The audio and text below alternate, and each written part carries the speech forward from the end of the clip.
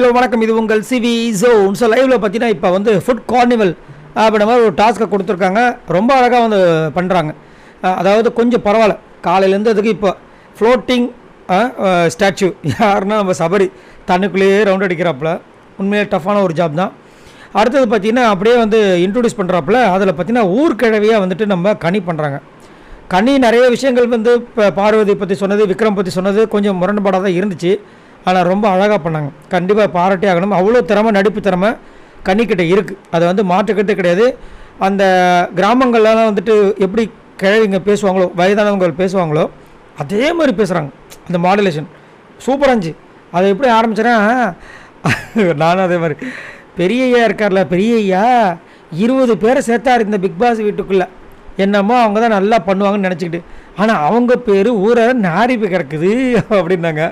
அதுக்கப்புறம் 4 பேர் வந்தாங்க அவங்கள வந்து திருத்துறதுக்கு.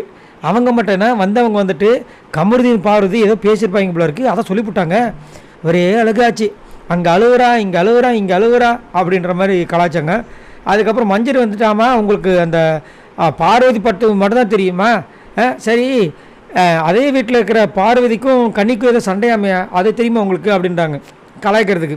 அதுக்கு அவங்க சொல்கிறாங்க, அவள் வாய்க்கு அவள் எல்லார் கூட தான் சண்டை போடுவா அப்படின்ட்டு.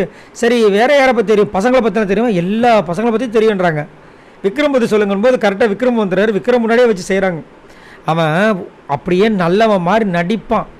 கண்ணை உருட்டி உருட்டி இடுப்பில் கையை வச்சு நிற்பான். இவனையும் உண்மை இவனையும் நல்லவன் நினச்சிக்கிட்டு பிக் பாஸ் வேறு இதை பண்ணு அதை பண்ணு வேறு சொல்லி விட்டுறாரு. ஆனால் நல்லா ஏமாத்துக்காரன் அப்படின்னு கலாய்க்கிறாங்க. ஆனால் நல்லா இருந்துச்சு. அதாவது அவங்க அப்பா டைரக்டர், எவ்வளோ பேர் டைரக்டர், அவங்க சிஸ்டர்ஸ் எல்லாமே நடிக்கிறாங்க. ஸோ அந்த ஃபேமிலியில் இருந்தவங்களுக்கு நடிப்பு எல்லாமே இருக்கும்.